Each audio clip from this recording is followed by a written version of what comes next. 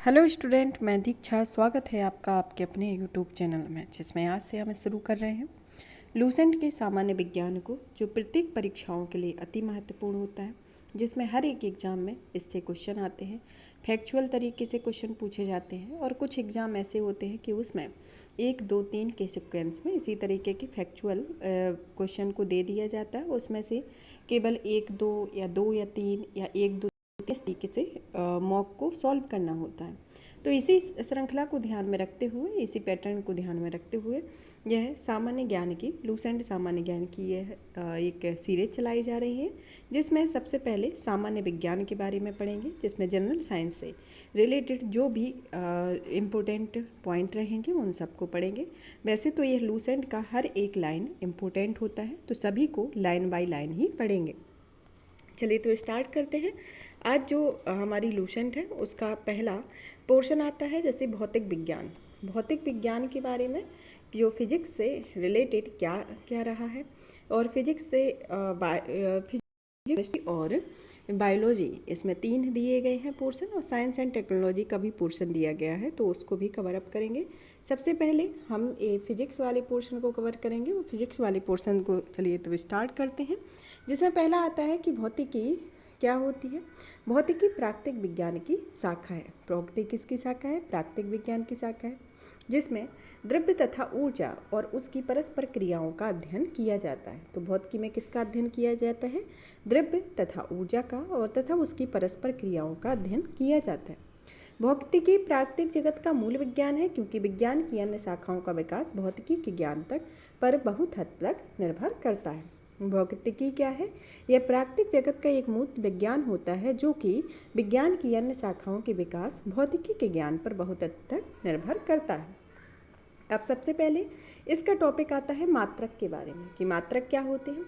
मात्रक किसी राशि के मापन के निर्देश मानक को मात्रक कहा जाता है। मात्रक की परिभाषा कैसे क्या हो कि मात्रक वे होते हैं जो किसी राशि के मापन के निर्देश मानक को, किसी राशि के मापन के निर्देश मानक को मात्रक कहा जाता है। जो मात्रक होते हैं वह 2 तरीके के होते हैं। एक होता है मूल मात्रक और दूसरा होता है व्युत्पन्न मात्रक। एसआई पद्धति में मूल मात्रक की संख्या 7 होती है, जिसे नीचे सारणी में दिखाया गया है। कौन कौन से मात्रक होते हैं? सबसे पहले तो मात्रक की परिभाषा को जानें। परिभाषा: किसी राशि के मापन के निर्देश मानक को मात्रक कहा जाता है। मात्रक 2 तरीके के होते हैं, एक मूल मात्रक, एक व्युत्पन्न मात्रक। एसआई पद्धति में मूल मात्रक की संख्या 7 होती है, जिसको एक सीक्वेंस में देखते हैं, जिसमें पहला आता है लंबाई, जिसका एसआई के मूल मात्रक मीटर होता है और इसका संकेत एम से प्रदर्शित करते हैं। फिर आता है द्रव्यमान, जिसका एसआई में मूल मात्रक किलोग्राम होता है, जिसे केजी में व्यक्त करते हैं। समय को सेकंड में व्यक्त करते हैं और इसका एस से इसका संकेत होता है। ताप को केल्विन में, जिसमें के से प्रदर्शित किया जाता है। विद्युत धारा को एम्पियर में, जिसे ए से प्रदर्शित किया जाता है। ज्योति तीव्रता को कैंडेला में, जिसे सीडी से प्रदर्शित किया जाता है। पदार्थ के परिणाम को मोल से व्यक्त किया जाता है, जिसे MOL या मूल संकेत के रूप में इसे दिखाया जाता है। अब एसआई के संपूरक मूल मात्रक कौन होते हैं? समकोण, समतल कोण, जिसे रेडियन इसके मात्रक होता है, और इसे RAD या रेड से प्रदर्शित किया जाता है। घन कोण, जिसे सॉलिड एंगल कहा जाता है, उसे स्टेरेडियन या SR से प्रदर्शित किया जाता है। अब जानते हैं एसआई के कुछ पुराने मात्रकों के नए नाम और संकेतक हैं, जैसे ताप का जो है डिग्री सेंटीग्रेड में, जिसमें डिग्री पुराना है और डिग्री सेल्सियस नया है। आवृत्ति, जैसे कंपन प्रति सेकंड पुराना है तो हर्ट्ज इसका नया होगा। और जो ज्योति तीव्रता को पहले कैंडल शक्ति में मापा जाता था और इसे कैंडला कहा जाता है। तो ये इसके कुछ पुराने नाम हैं, जैसे डिग्री सेंटीग्रेड का डिग्री सेल्सियस, कंपन प्रति सेकंड का हर्ट्ज होगा और कैंडल शक्ति का कैंडला होगा। आप जानते हैं समतलीय कोण के बारे में। इसमें समतलीय कोण को इसमें प्रदर्शित किया गया है। यह एक समतलीय कोण दिखाया गया है, जिसे डी थीटा एक समतलीय कोण को चित्रानुसार वृत्त की चाप की लंबाई में ds और इसकी त्रिज्या r के अनुपात में होती है, जिसमें d theta is equal to ds upon r, जो उसकी रेडियन के संदर्भ में इसको दिखाया जाता है। अब जानते हैं ठोस कोण के बारे में। ठोस कोण डी सिग्मा के बारे में होता है, जिसे चित्रानुसार शीर्ष जीरो को केंद्र की भांति प्रयुक्त करके उसकी परितः निर्मित गोलीय पृष्ठ के अपरोधन में डी ए तथा त्रिज्या आर के वर्ग के अनुपात के होती है, अर्थात यह है d theta d sigma d equal to d a upon r square इसका फॉर्मूला होता है। अब जानते हैं कि बे सभी मात्रक, जैसे दो तरीके के मात्रक पड़े हुए थे, एक मूल मात्रक एक व्युत्पन्न मात्रक। मूल मात्रक के अंतर्गत 7 मात्रक आते हैं एसआई पद्धति में। अब जानते हैं व्युत्पन्न मात्रक के अंतर्गत कि व्युत्पन्न मात्रक वे सभी मात्रक होते हैं जो मूल मात्रकों की सहायता से प्रदर्शित किए जाते हैं या मूल मात्रकों की सहायता से व्यक्त किए जाते हैं, उसे व्युत्पन्न मात्रक कहते हैं। खगोलीय दूरियों को मापने के लिए प्रकाश वर्ष का उपयोग किया जाता है, क्योंकि प्रकाश की चाल हमेशा एक समान रहती है और प्रकाश वर्ष दूरी का मात्रक होता है और एक प्रकाश वर्ष का मान 9.46 × 10⁻15 मीटर होता है। तो यह प्रकाश वर्ष का मान होता है। क्या होता है कि प्रकाश वर्ष खगोलीय दूरी को मापने के लिए इसका प्रयोग किया जाता है और एक प्रकाश वर्ष एक दूरी का मात्रक होता है जिसमें प्रकाश की चाल हमेशा एक समान होती है और इसे एक प्रकाश वर्ष को 9.46 × 10⁻15 प्रकाश वर्ष से मापा जाता है। अब आता है दूरी मापने की सबसे बड़ी इकाई क्या है? पारसेक है, जिसे एक पारसेक बराबर 3.26 प्रकाश वर्ष होता है और 3.08 × 10⁻16 मीटर इसका इकाई को दिखाया गया है। अब आता है बल की सीजीएस पद्धति में मात्रक डायन होता है, एसआई पद्धति में बल का मात्रक न्यूटन होता है। तो बल का सीजीएस पद्धति में क्या मात्रक होता है? डायन, और एसआई पद्धति में मात्रक न्यूटन होता है। और कार्य की सीजीएस पद्धति का मात्रक अर्ग होता है, जबकि एसआई पद्धति में इसका मात्रक जूल होता है। 10 की विभिन्न घातों के प्रतीक के रूप में देखते हैं कि भौतिकी में बहुत बड़ी और बहुत छोटी राशियों के मानों के 10 घात के रूप में व्यक्त किया जाता है, जिसमें 10 की कुछ घातों को विशेष नाम तथा संकेत दिए गए हैं, जिसमें दी गई सारणी दिखाई गई है।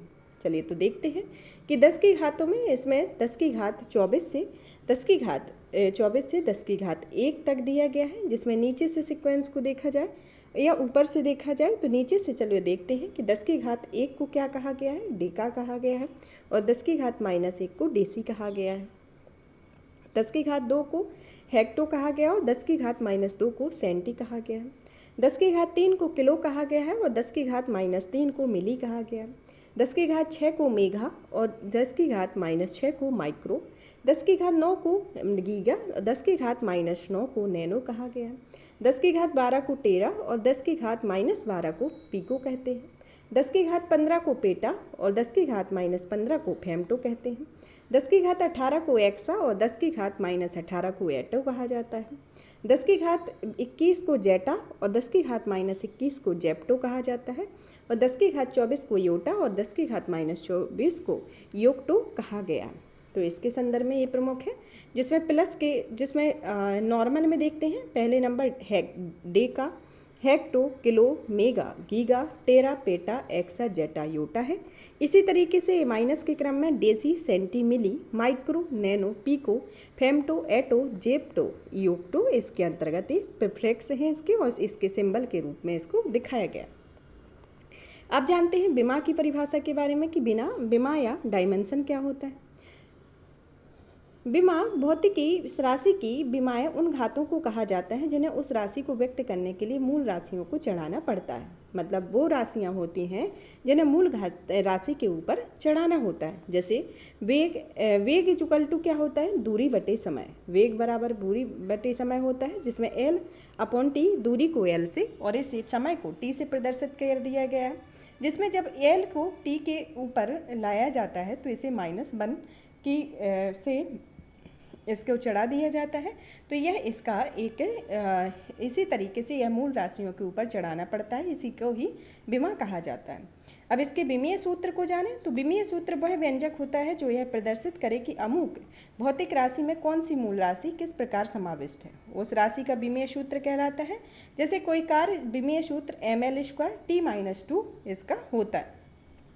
आप जानते हैं कि इसमें कुछ भौतिक राशियां दी गई हैं, उनके विमीय सूत्र दिए गए। जैसा कि अभी हमने निकाला कि इसकी वेग जो विमा निकालते हैं या इसका डायमेंशन निकालते हैं, तो डायमेंशन निकालने के लिए उसमें उसकी घात को ऊपर चढ़ा दिया जाता है। जैसे L/T था तो L/T-1 हो गया, T की घात -1 हो गया, और इसमें यह m0 को विमीय सूत्र के संदर्भ में दर्शाया गया है। अब जानते हैं कि वेग और चाल के विमीय सूत्र क्या है, mLT-1 है, त्वरण का mLT-2 है, बल का भी mLT-2 है, आवेग का mLT-1 है, कार्य एवं ऊर्जा का mL²T-2 है, शक्ति का mL²T-3 है, संवेग का mLT-1 है, दाब एवं प्रतिबल का mL-1T-2 है, प्रत्यास्था गुणांक का mL-1T-2 है, पृष्ठ तनाव का mL0T-2 है, वेग प्रवणता का m0L0T-1 है, श्यानता गुणांक का mL-1T-1 है, कोणीय वेग का m0L0T-1 है, जड़त्व आघूर्ण का mL²T0 है, कोणीय वेग संवेग का mL²T-2 है, बल आघूर्ण का mL²T-2 है, ऊर्जा घनत्व का mL-1T-2 है, पलायन का m0L-T-1 है, कोणीय आवेग का mL²T-1 है, गुरुत्वीय नेतांक का m-1L3T-2 है, प्लांक नेतांक का mL²T-1 है, पित्रोत का mL²T-3 और a-2 है, और विद्युत क्षेत्र का mLT-3 a-3 है। इसके संदर्भ में इसके कुछ विमीय सूत्र है। तो यह क्या है, इसके संदर्भ में अभी हमने क्या पढ़ा है, इसको मात्रकों के बारे में पढ़ा हुआ है कि ये मात्रक कितने तरीके के होते हैं, जिसमें मूल मात्रक, व्युत्पन्न मात्रक के बारे में पढ़ा। इसी के साथ ही हमने दूरी तथा इसकी विभिन्न घातों की 10 की विभिन्न घातों के बारे में पढ़ा, विमा तथा विमीय सूत्र के बारे में पढ़ा। अब पढ़ते हैं गति या गति के बारे में कि गतियाँ कितने प्रकार की होती हैं तथा गतियों के संदर्भ में पढ़ते हैं। गति में पहली आती है अदिश राशि। अदिश राशि होती है, गतियाँ दो प्रकार की होती हैं।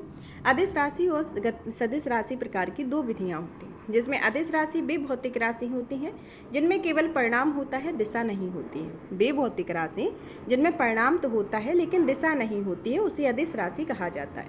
इसके अंतर्गत द्रव्यमान, चाल, आयतन, कार्य, समय, ऊर्जा आदि आती है। यानी वे भौतिक राशि जिसमें द्रव्यमान हो, जिसमें में केवल परिणाम होता है, दिशा नहीं होती है, उसे अदिश राशि कहा जाता है, और उनका द्रव्यमान, चाल, आयतन, कार्य, समय, ऊर्जा आदि इसके अंतर्गत आती हैं। विद्युत धारा, ताप और दाब ये सभी अदिश राशियाँ हैं। विद्युत धारा, ताप और दाब ये भी सभी अदिश राशियाँ कहलाती हैं। अब जानते हैं सदिश राशियों के बारे में। सदिश राशियाँ वे भौतिक राशि होती हैं जिनमें परिमाण के साथ साथ दिशा भी रहती है और जो योग के निश्चित नियमों के अनुसार जोड़ी जाती है, उन्हें सदिश राशि कहा जाता है। जैसे वेग, विस्थापन, बल, त्वरण आदि आते हैं। सदिश राशियाँ वे भौतिक राशि होती हैं जिनमें केवल परिणाम होता है, दिशा नहीं होता है, और सदिश राशियाँ वे भौतिक राशि हैं जिनमें परिमाण के साथ साथ दिशा भी होती है, जो योग के निश्चित नियमों के अनुसार जोड़ी जाती है, जिन्हें सदिश राशि कहा जाता है। चलिए तो जानते हैं सबसे पहले दूरी के बारे में, जो कि इनके संदर्भ में देखते हैं दूरी की डेफिनेशन को कि दूरी क्या है। दूरी किसी दिए गए समय अंतराल में वस्तु द्वारा तय किए गए मार्ग की लंबाई को कहा जाता है। मतलब यहाँ पर कोई समय अंतराल दिया गया है, वहाँ से जो मार्ग तय किया जाता है वहाँ पर एक लंबाई, उसकी जो लंबाई होती है उसे दूरी कहा जाता है। यह भी एक अदिश राशि होती है जिसको सदैव धनात्मक में प्रदर्शित किया जाता है। आप जानते हैं विस्थापन या डिस्प्लेसमेंट के बारे में। डिस्प्लेसमेंट क्या होता है, यह एक निश्चित दिशा में दो बिंदुओं के बीच की लंबवत दूरी होती है। ये जैसे दो बिंदु हैं, उनके बीच की लंबवत दूरी को विस्थापन कहा जाता है। यह एक सदिश राशि होता है जो कि जिसका मात्रक SI मीटर होता है। SI मात्रक मीटर होता है। विस्थापन धनात्मक, ऋणात्मक और शून्य कुछ भी हो सकता है। क्या विस्थापन क्या होता है? विस्थापन दो बिंदुओं के बीच की लंबवत दूरी को विस्थापन कहा जाता है, जिसका मात्रक SI मात्रक में मीटर होता है, और यह एक सदिश राशि है। यह धनात्मक, ऋणात्मक और शून्य कुछ भी हो सकता है। अब जानते हैं चाल या स्पीड के बारे में। यह क्या होता है? चाल किसी वस्तु द्वारा प्रति सेकंड में तय की गई दूरी को चाल कहा जाता है। किसी वस्तु द्वारा प्रति सेकंड में तय की गई दूरी को चाल कहते हैं, अर्थात चाल बराबर दूरी बटे समय होता है, जो कि एक अदिश राशि है। इसका SI मात्रक मीटर प्रति सेकंड होता है। चाल क्या होता है? चाल वस्तु द्वारा प्रति सेकंड में तय की गई दूरी को चाल कहते हैं। चाल बराबर दूरी बटे समय होता है। और यदि कोई वस्तु किसी दूरी को v1 चाल से तय करती हो और उतनी ही दूरी को v2 चाल से तय करती है तो संपूर्ण यात्रा में उसकी औसत चाल 2v1 upon v1 v2 upon v1 plus v2 इसकी चाल होती है, औसत चाल होती है। और जब कोई वस्तु अपनी चाल को आधी समय में v1 चाल से शेष आधी समय में v2 चाल से चलती है तो संपूर्ण यात्रा में औसत चाल v1 प्लस v2 अपॉन 2 इसकी औसत चाल होती है। अब जानते हैं वेग या वेलोसिटी के बारे में कि वेलोसिटी क्या होता है। वेलोसिटी किसी वस्तु के विस्थापन की दर को या एक निश्चित दिशा में प्रति सेकंड वस्तु द्वारा तय की गई दूरी को वेग कहा जाता है। किसी वस्तु के विस्थापन की दर को या एक निश्चित दिशा में प्रति सेकंड में वस्तु द्वारा तय की गई दूरी को वेग कहा जाता है। यह एक सदिश राशि होती है जिसका मात्रक मीटर प्रति सेकंड होता है। अब जानते हैं त्वरण के बारे में कि त्वरण क्या है। त्वरण किसी वस्तु के वेग में परिवर्तन की दर को त्वरण कहा जाता है। यह भी एक सदिश राशि होती है। इसका मात्रक SI मात्रक मीटर प्रति सेकंड स्क्वायर होता है। और यदि समय के साथ वस्तु का वेग घटता जाता है तो त्वरण ऋणात्मक होता है जिसे मंदन कहते हैं। अब जानते हैं प्रक्षेप्य गति के बारे में कि प्रक्षेप्य गति क्या होती है। जब कोई पिंड ऐसे नियत त्वरण के अंतर्गत गति करता है जिसकी दिशा पिंड के वेग की दिशा में भिन्न होती है तो पिंड के वेग का परिमाण एवं दिशा दोनों समय के साथ बदलते रहते हैं। इसके कारण पिंड एक समतल में वक्र के पथ पर गति करता है और इस गति को प्रक्षेप्य गति कहते हैं तथा वक्र पथ को प्रक्षेप्य गति कहते हैं। यह सदैव पर्यावलाकार होती है जिसमें धनुष से छूटा बाढ़ होता है, हवाई जहाज से गिराया गया बम, तोप से छूटा गोला आदि का मार्ग पर्यावलाकार होता है और ये सभी प्रक्षेप्य गति के उदाहरण होते हैं। तो प्रक्षेप्य गति क्या होती है?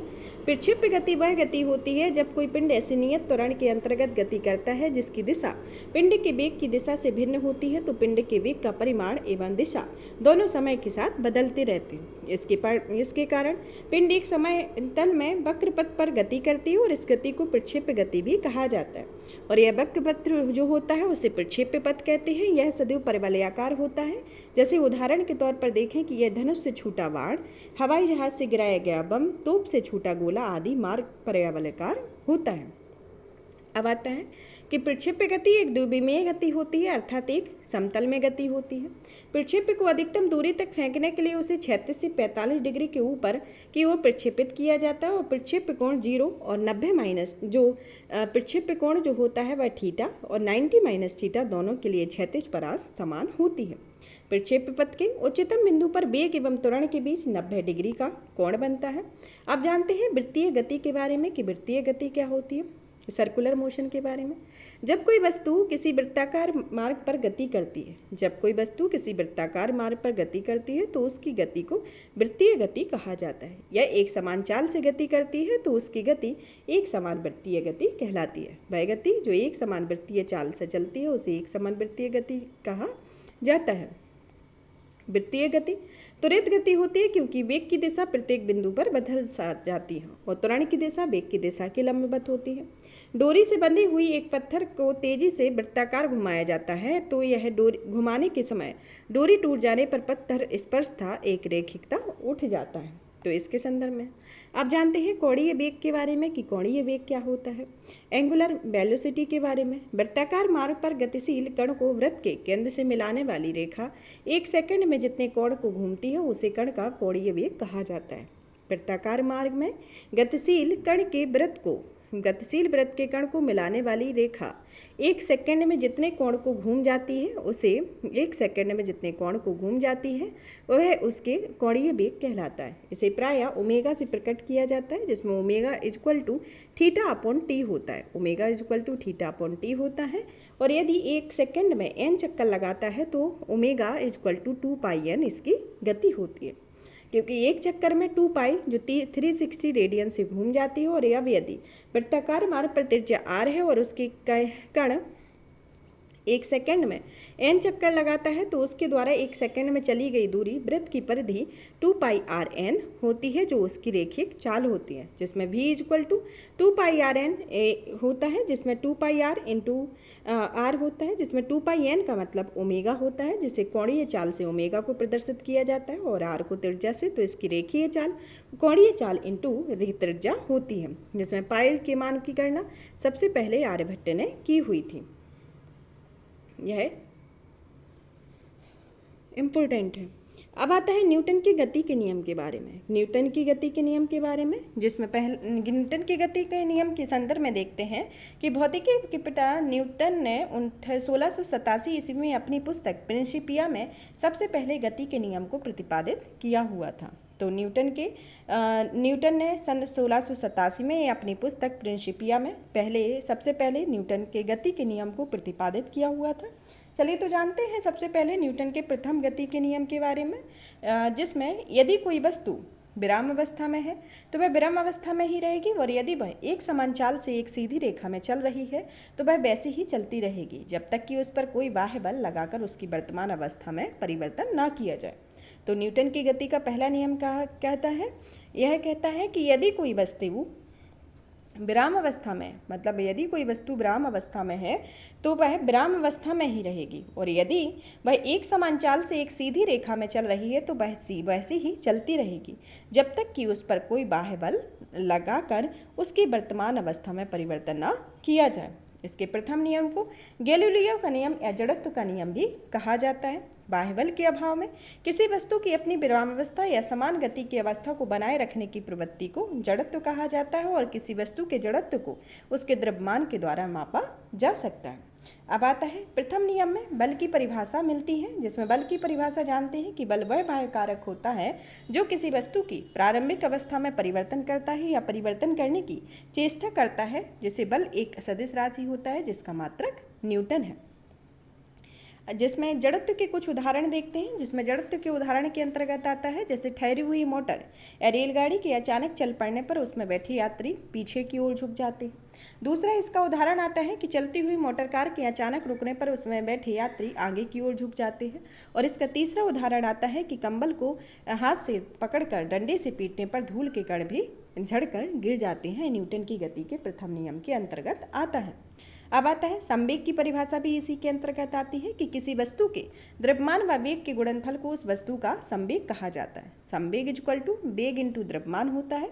यह एक सदिश राशि होती है जिसका एसआई मात्रक किलोग्राम इंटू मीटर प्रति सेकंड होता है। अब जानते हैं न्यूटन की गति के द्वितीय नियम के बारे में कि न्यूटन की गति का द्वितीय नियम क्या है। यह किसी वस्तु के संवेग में परिवर्तन की दर उस वस्तु पर आरोपित बल के समानुपाती होती है।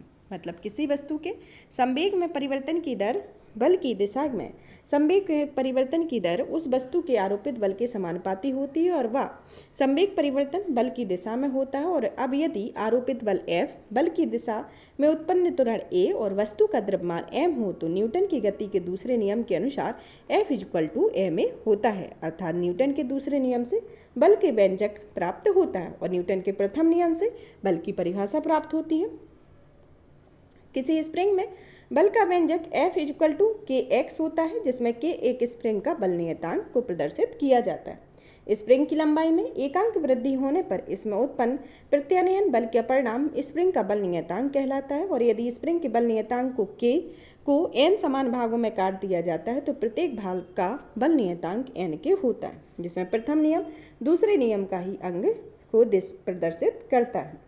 अब जानते हैं न्यूटन की गति के तृतीय नियम के बारे में, जिसमें कहा गया है कि प्रत्येक क्रिया के बराबर परंतु विपरीत दिशा में प्रतिक्रिया होती है। मतलब प्रत्येक क्रिया के बराबर परंतु विपरीत दिशा में प्रतिक्रिया होती है, जिसमें उदाहरण के तौर पर पहला आता है कि बंदूक से गोली चलाने पर चलाने वाले पीछे की ओर धक्का लगना। दूसरा आता है कि नाव से किनारे पर कूदने पर नाव को पीछे की ओर हट जाना, और रॉकेट को उड़ाने में इसके प्रमुख उदाहरण हैं। अब जानते हैं संवेग संरक्षण के सिद्धांत के बारे में, जिसमें संवेग की परिभाषा को तो न्यूटन की गति के पहले नियम के अंतर्गत देखा। अब जानते हैं संवेग संरक्षण के सिद्धांत को, कि यदि कणों के किसी समूह या निकाय को पर कोई बाह्य बल नहीं लग रहा हो तो उस निकाय को कुल संवेग नियत रहता है, अर्थात टक्कर के पहले तथा टक्कर के बाद संवेग बराबर होता है। अब जानते हैं आवेग के बारे में, या इम्पल्स क्या होता है। यह जब कोई बड़ा बल किसी वस्तु पर थोड़े समय के लिए कार्य करता है तो बल तथा समय अंतराल के गुणनफल को उस बल का आवेग कहा जाता है। आवेग इक्वल टू बल गुणे समय अंतराल होता है, जिसमें संवेग में परिवर्तन को दर्शाता है। आवेग एक सदिश राशि होती है जिसका मात्रक न्यूटन सेकंड होता है और इसकी दिशा वही होती है जो बल की दिशा होती है। इसमें घर्षण बल हमेशा प्रयुक्त बलों का विरोध करता है।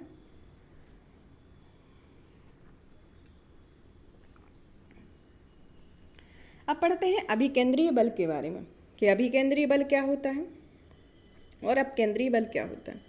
अभिकेंद्रीय बल वह बल होता है जब कोई वस्तु किसी वृत्ताकार मार्ग पर चलती है तो उस पर एक बल वृत्त के केंद्र की ओर कार्य करता है और इस बल को ही अभिकेंद्रीय बल कहा जाता है। जब कोई वस्तु किसी वृत्ताकार मार्ग में चलती है तो उस पर एक बल वृत्त के केंद्र की ओर कार्य करता है, तो उस बल को क्या कहा जाता है, अभिकेंद्रीय बल कहा जाता है।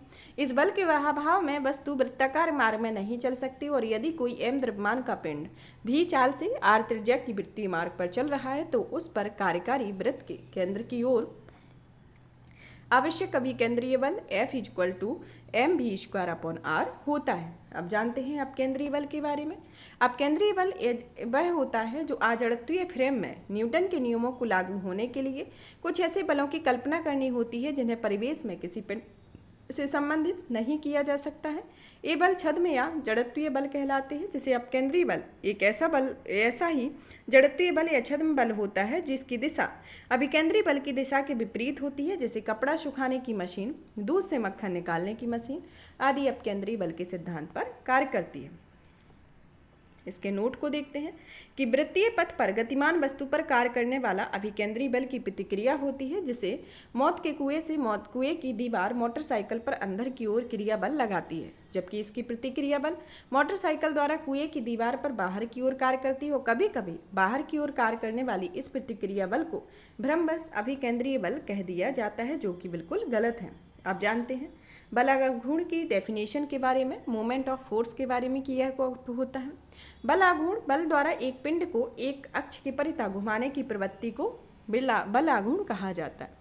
बल द्वारा एक पिंड को एक अक्ष के परितः घुमाने की प्रवृत्ति को बलाघूर्ण कहते हैं। किसी अक्ष के परितः एक बल का बलाघूर्ण उस बल के परिमाण और अक्ष से बल की क्रिया रेखा के बीच की लंबवत दूरी के गुणनफल के बराबर होता है, अर्थात बलाघूर्ण इक्वल टू बल इंटू आघूर्ण भुजा होती है, जिसमें यह एक सदिश राशि है और इसका मात्रक न्यूटन मीटर होता है। यह एक कौन सी राशि है, यह एक सदिश राशि है जिसका मात्रक न्यूटन होता है।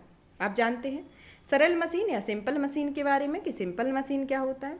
यह बलाघूर्ण के सिद्धांत पर कार्य करती है। सरल मशीन एक ऐसी युक्ति होती है जिसमें किसी सुविधाजनक बिंदु पर बल लगाकर किसी अन्य बिंदु पर रखे हुए भार को उठाया जाता है, जैसे उत्तोलक, घिरनी, आनत तल, स्क्रू जैक आदि होता है। अब जानते हैं उत्तोलक के बारे में।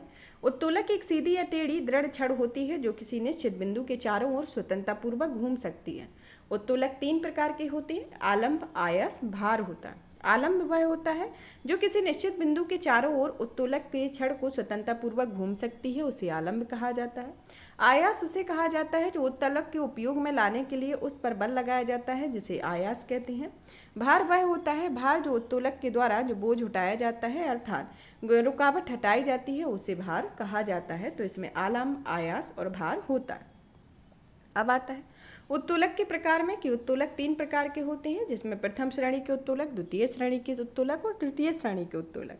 प्रथम श्रेणी के उत्तोलक के अंतर्गत इस वर्ग में उत्तोलकों में आलंब F, आयास E और भार W के बीच स्थित होता है। एक प्रकार के उत्तोलकों में यांत्रिक लाभ में 1 से अधिक, 1 के बराबर और 1 से कम की हो सकता है, जिसमें उदाहरण है कैंची, पिलास, सिडानी, कील, उखाड़ने की मशीन, शीश झूला, साइकिल का ब्रेक, हेड पंप आता है। द्वितीय श्रेणी के उत्तोलक के अंतर्गत इस वर्ग में उत्तोलक में आलंब F, आयास E के बीच भार W होता है। इस प्रकार के उत्तोलकों में यांत्रिक लाभ सदैव 1 से अधिक होता है और इसके उदाहरण सरौता, नींबू निचोड़ने की मशीन, एक पहिए का कूड़ा ढोने आदि की गाड़ी आदि आता है। तृतीय श्रेणी के उत्तोलक, इस श्रेणी के उत्तोलक में इस वर्ग के उत्तोलकों में आलम्ब F भार W के बीच आयास E होता है, जिसमें इसका यांत्रिक लाभ सदैव 1 से कम होता है। जैसे चिमटा, मनुष्य का हाथ, यह उत्तोलक तृतीय श्रेणी के उत्तोलक के अंतर्गत आता है। अब आता है गुरुत्व केंद्र के बारे में, सेंटर ऑफ ग्रेविटी के बारे में। किसी वस्तु का गुरुत्व केंद्र वह बिंदु होता है जहां पर वस्तु का समस्त भार कार्य करता है, चाहे वस्तु जिस स्थिति में रखी जाए। वस्तु का भार गुरुत्व केंद्र से ठीक नीचे की ओर कार्य करता है, अतः गुरुत्व केंद्र पर वस्तु के भार के बराबर ऊपरी मुखी बल लगाकर हम वस्तु का संतुलित रख सकते हैं। तो गुरुत्व केंद्र क्या होता है?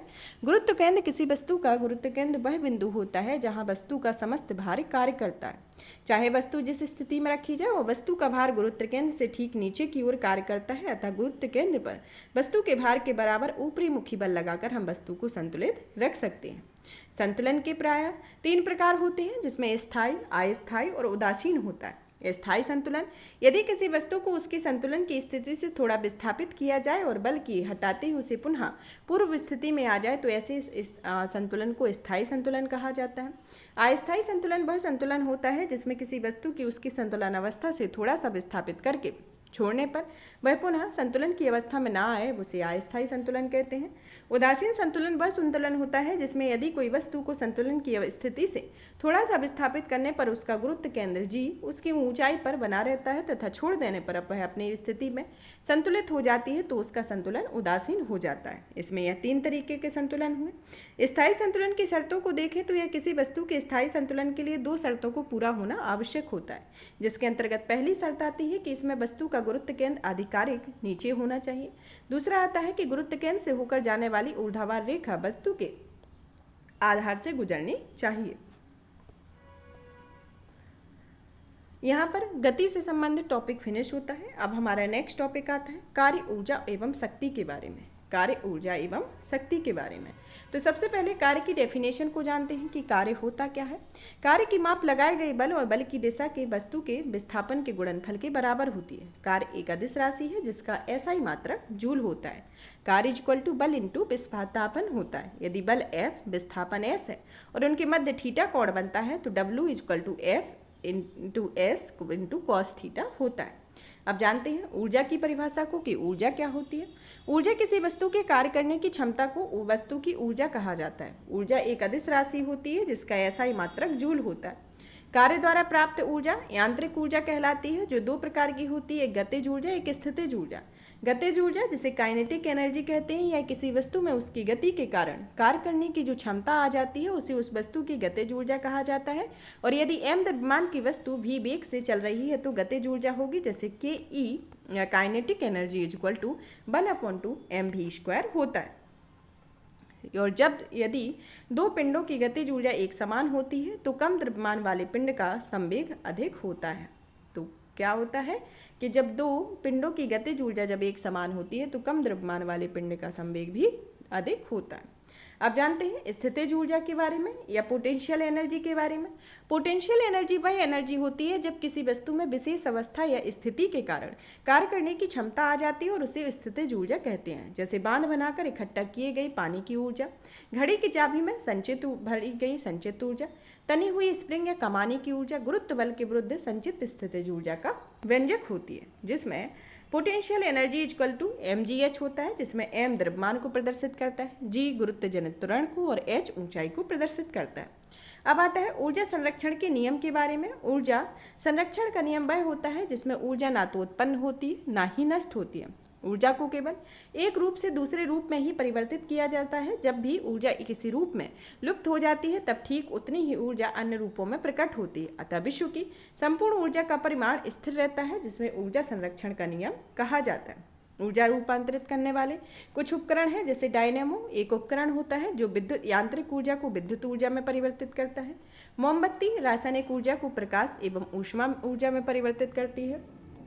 माइक्रोफोन ध्वनि ऊर्जा को विद्युत ऊर्जा में परिवर्तित करता है। लाउड स्पीकर विद्युत ऊर्जा को ध्वनि ऊर्जा में परिवर्तित करता है। सोलर सेल सौर ऊर्जा को विद्युत ऊर्जा में, ट्यूबलाइट विद्युत ऊर्जा को प्रकाश ऊर्जा में, विद्युत मोटर विद्युत ऊर्जा को यांत्रिक ऊर्जा में, विद्युत बल्ब विद्युत ऊर्जा को प्रकाश एवं ऊष्मा ऊर्जा में, विद्युत सेल रासायनिक ऊर्जा को विद्युत ऊर्जा में और सितार यांत्रिक ऊर्जा को ध्वनि ऊर्जा में परिवर्तित करता है। संवेग एवं गतिज ऊर्जा में संबंध देखते हैं तो kinetic energy equal to p square upon 2m होता है, जहाँ पी इक्वल टू एम भी होता है, अर्थात संवेग को दुगना करने पर गतिज ऊर्जा 4 गुनी हो जाएगी, इसके संदर्भ में आता है। अब जानते हैं शक्ति के बारे में कि शक्ति की डेफिनेशन को देखें कि शक्ति क्या है। शक्ति कार्य करने की दर को शक्ति कहा जाता है, और यदि किसी कर्ता को W कार्य t समय में किया जाता है तो कर्ता की शक्ति W अपॉन टी होगी। शक्ति का ऐसा ही मात्रक वॉट होगा जिसे वैज्ञानिक जेम्स वॉट के सम्मान में रखा गया। शक्ति इक्वल टू कार्य बटे समय होती है। कार्य का जूल और समय को सेकंड में प्रदर्शित करते हैं, तो इसका इक्वल टू वॉट होगा, जैसे 10⁷ अर्घ प्रति सेकंड में प्रदर्शित किया जाता है, या फिर 1 मेगावाट इक्वल टू 10⁶ वॉट में प्रदर्शित किया जाता है।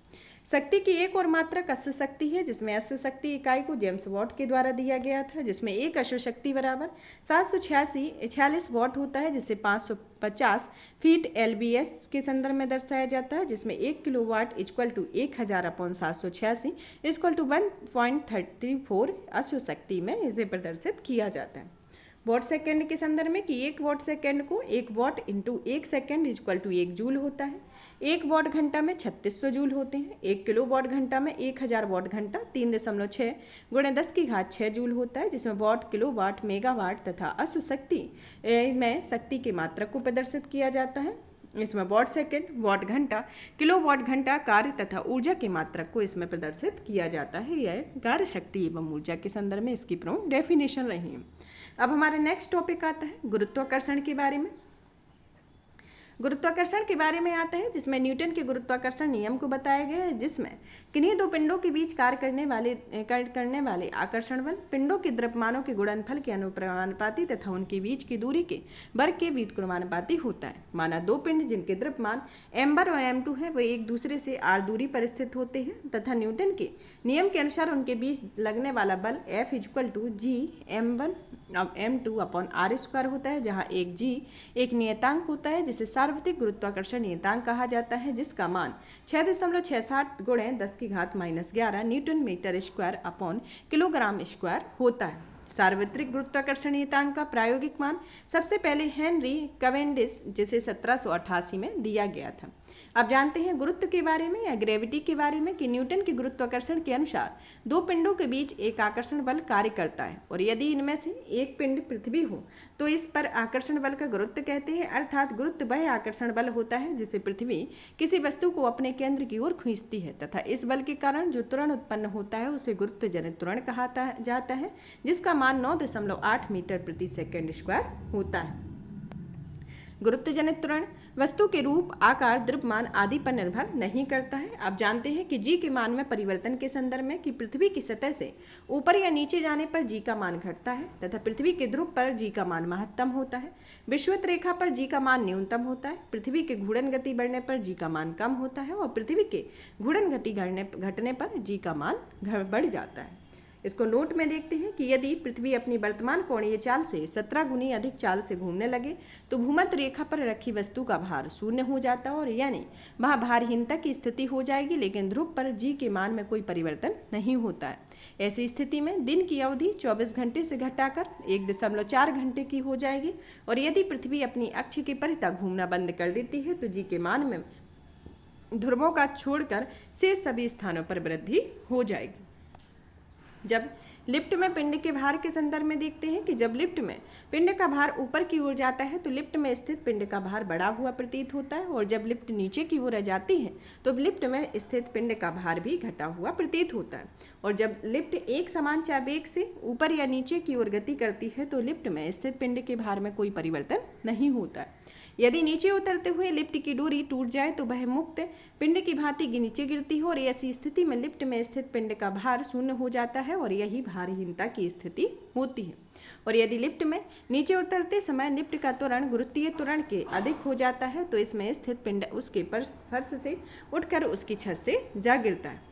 नोट में देखते हैं कि गैलीली ने सबसे पहले यह निष्कर्ष निकाला था कि निर्वात में सभी वस्तुएं समान त्वरण के साथ गिरती हों और एक ही समय पर जमीन पर पहुंचती हैं। इसमें जो नोट दिए गए हैं यह सबसे इम्पोर्टेंट है, क्योंकि इससे रिलेटेड क्वेश्चन बीच में पूछ दिए जाते हैं कि नोट से ज़्यादातर हर एक नोट को आपको याद करना जरूरी है। अब जानते हैं ग्रहों की गति से संबंधित केपलर के नियम के बारे में कि केपलर के नियम के संदर्भ में देखते हैं। प्रत्येक ग्रह सूर्य के चारों ओर एक दीर्घवृत्ताकार कक्षा में परिक्रमा करता है और सूर्य ग्रह की कक्षा में एक फोकस बिंदु पर स्थित होता है। प्रत्येक ग्रह को क्षेत्रीय वेग नियत होता है और इसका प्रभाव यह होता है कि जब ग्रह सूर्य के निकट होता है तो उसका वेग बढ़ जाता है और जब वह दूर होता है तो उसका वेग कम होता है। सूर्य के चारों ओर ग्रह एक चक्कर जितने समय में लगाता है वह उसका परिक्रमण काल t होता है और परिक्रमण काल का वर्ग ग्रह की सूर्य से औसत दूरी के घन के अनुक्रमानुपाती होता है, अर्थात टी स्क्वायर अनुक्रमानुपाती आर क्यू होता है, जिसमें आर क्यू घन होता है और टी स्क्वायर उसके परिक्रमण काल को प्रदर्शित करता है। अर्थात सूर्य से अधिक दूरी के ग्रह को परिक्रमण काल भी अधिक होता है। उदाहरण के तौर पर कि सूर्य से निकटतम ग्रह बुध का परिक्रमण काल 88 दिन होता है, जबकि दूरस्थ ग्रह वरुण का परिक्रमण काल 165 वर्ष होता है। आइए ने यम को ग्रह की श्रेणी से निकाल कर दिया है, इसलिए यह दूरस्थ ग्रह वरुण होता है। अब जानते हैं उपग्रह के बारे में कि उपग्रह क्या होता है। उपग्रह किसी ग्रह के चारों ओर परिक्रमा करने वाले पिंड को उस ग्रह का उपग्रह कहा जाता है। चंद्रमा पृथ्वी का एक उपग्रह है। अब आता है उपग्रह की कक्षीय चाल के बारे में कि उपग्रह की कक्षीय चाल क्या है। उपग्रह की कक्षीय चाल उसकी पृथ्वी तल से ऊंचाई पर निर्भर करती है और उपग्रह पृथ्वी तल से जितना अधिक दूर होगा उतनी ही उसकी कक्षीय चाल कम होगी। उपग्रह की कक्षीय चाल उसके द्रव्यमान पर निर्भर नहीं करती और एक ही त्रिज्या की कक्षा में भिन्न भिन्न द्रव्यमानों में उपग्रह की चाल भी समान होती है। उपग्रह की कक्षीय चाल के संदर्भ में है और पृथ्वी के तल के अति निकट चक्कर लगाने पर उपग्रह की कक्षीय चाल लगभग 8 किलोमीटर प्रति सेकंड होती है। यह प्रमुख पॉइंट है। अब आता है उपग्रह के परिक्रमण काल के बारे में कि period of revolution of a satellite के बारे में। उपग्रह अपनी कक्षा में पृथ्वी का एक चक्कर जितने समय में लगाता है वह उसका परिक्रमण काल कहलाता है, अर्थात परिक्रमण काल इक्वल टू कक्षा की परिधि अपॉन कक्षीय चाल होता है।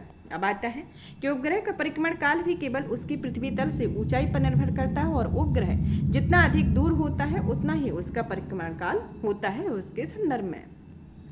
अब आता है कि इसके सेकंड पॉइंट को देखते हैं कि उपग्रह का परिक्रमण काल उसके द्रव्यमान पर निर्भर नहीं करता है और पृथ्वी के अति निकट चक्कर लगाने पर उपग्रह का परिक्रमण काल 1 घंटा 24 मिनट होता है। अब जानते हैं भूस्थायी उपग्रह के बारे में।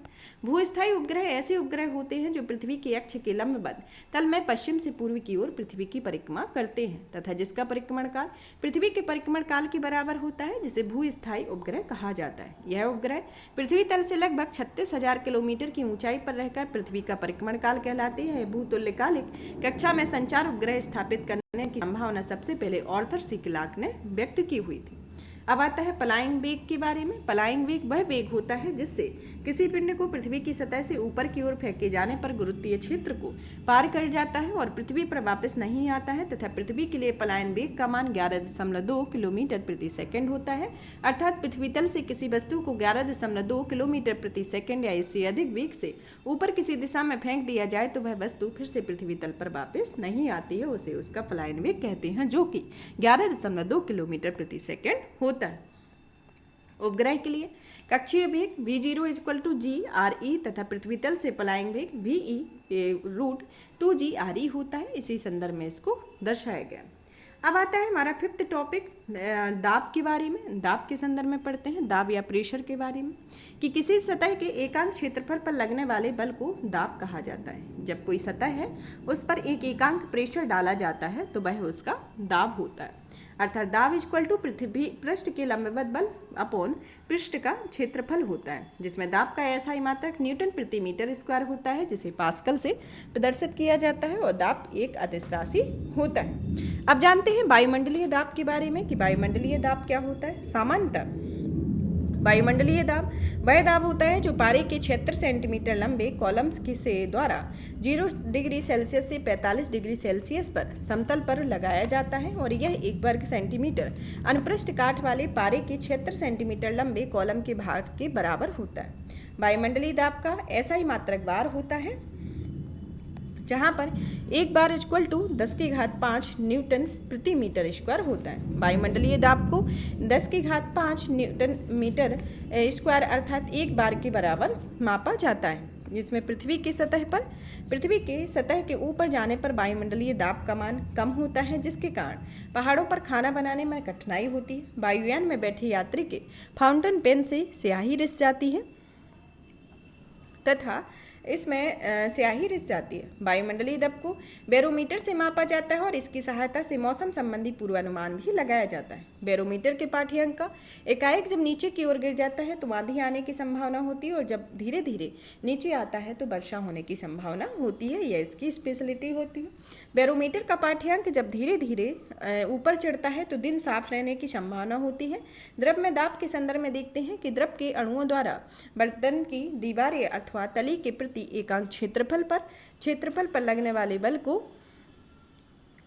को द्रव का दाब कहा जाता है, जो कि द्रव के अंदर किसी वस्तु के किसी बिंदु पर द्रव के कारण दाब, द्रव की सतह से उस बिंदु की गहराई, द्रव के घनत्व तथा गुरुत्वीय त्वरण के गुणनफल के बराबर होता है, जिसमें दाब इक्वल टू एच मतलब बिंदु की गहराई इंटू द्रव के घनत्व मतलब डी इंटू जी गुरुत्वीय त्वरण के बराबर होता है। आप जानते हैं कि द्रवों में दाब के नियम के बारे में, जिसके अंतर्गत पहला आता है जिसमें स्थिर द्रव में एक ही क्षैतिज तल से स्थिर सभी बिंदुओं पर दाब एक समान होता है। दूसरा आता है स्थिर द्रव में के भीतर किसी बिंदु पर दाब प्रत्येक दिशा में बराबर होता है। तीसरा आता है कि द्रव के भीतर किसी बिंदु पर दाब स्वतंत्र तल से बिंदु की गहराई पर अनुक्रमानुपाती होता है। और चौथा आता है कि किसी बिंदु पर द्रव का दाब द्रव के घनत्व पर निर्भर करता है, अर्थात घनत्व अधिक होने पर दाब भी अधिक होता है।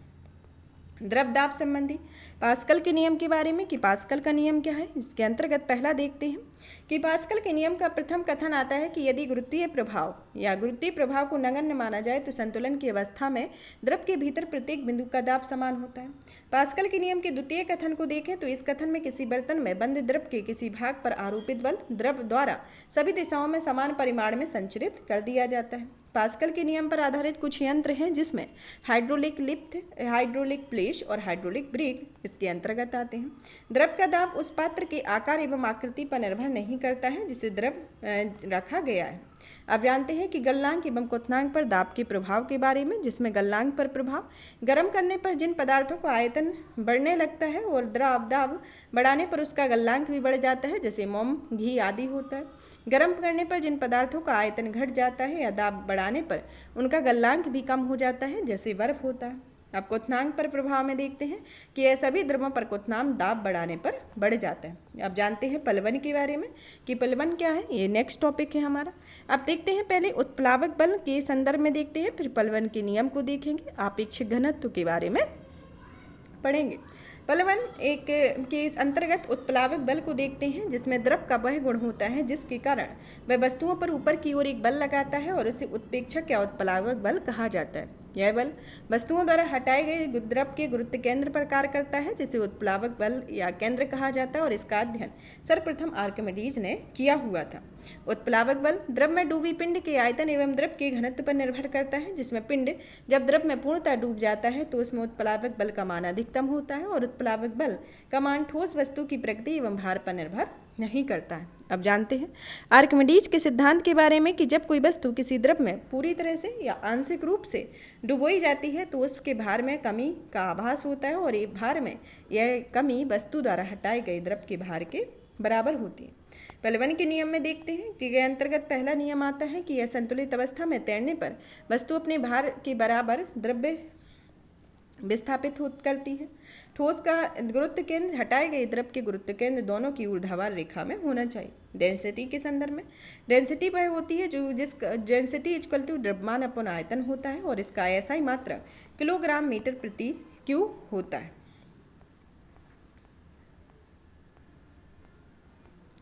अब जानते हैं आपेक्षित घनत्व के बारे में कि आपेक्षित घनत्व क्या है या विशिष्ट गुरुत्व के बारे में। आपेक्षित घनत्व इक्वल टू वस्तु का घनत्व अपॉन 4 डिग्री सेल्सियस पर पानी का घनत्व को माना जाता है, जिसमें जल का महत्तम घनत्व 4 डिग्री सेल्सियस जिसमें 39.2 डिग्री फ़ारेनहाइट पर होता है।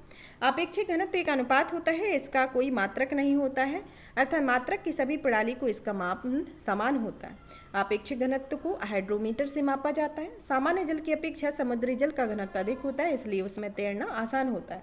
जब बर्फ समुद्र के पानी में तैरती है तो उसके आयतन का 1/10 भाग पानी के ऊपर रहता है और किसी बर्तन में पानी भरा होता है तो उस पर बर्फ तैर रही होती है और जब बर्फ पूरी तरह से पिघल जाए तो पात्र में पानी का तल बढ़ता नहीं और पहले से ही समान रहता है। इसी तरीके से नमक के घोल का घनत्व अंडे के घनत्व से अधिक होता है और इसलिए नमक के घोल में अंडा तैरता है। दूध की शुद्धता को दुग्धमापी से मापा जाता है। इसको किससे मापा जाता है? दूध की शुद्धता को दुग्धमापी से।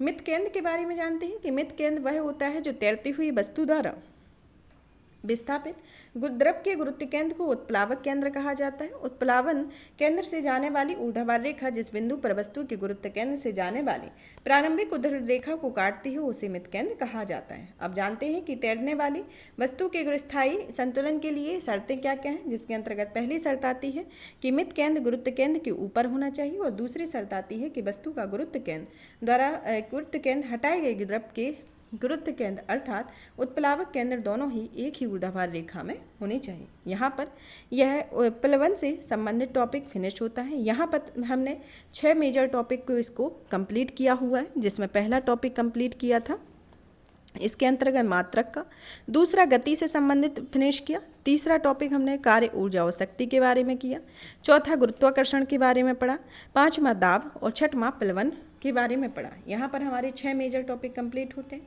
नेक्स्ट क्लास में पृष्ठ तनाव जो 7th मेजर टॉपिक है इसके साथ मिलेंगे। और भी इसी तरीके की वीडियो को देखने के लिए चैनल को सब्सक्राइब करें, ज़्यादा से ज़्यादा शेयर करें, वीडियो को लाइक करें। धन्यवाद।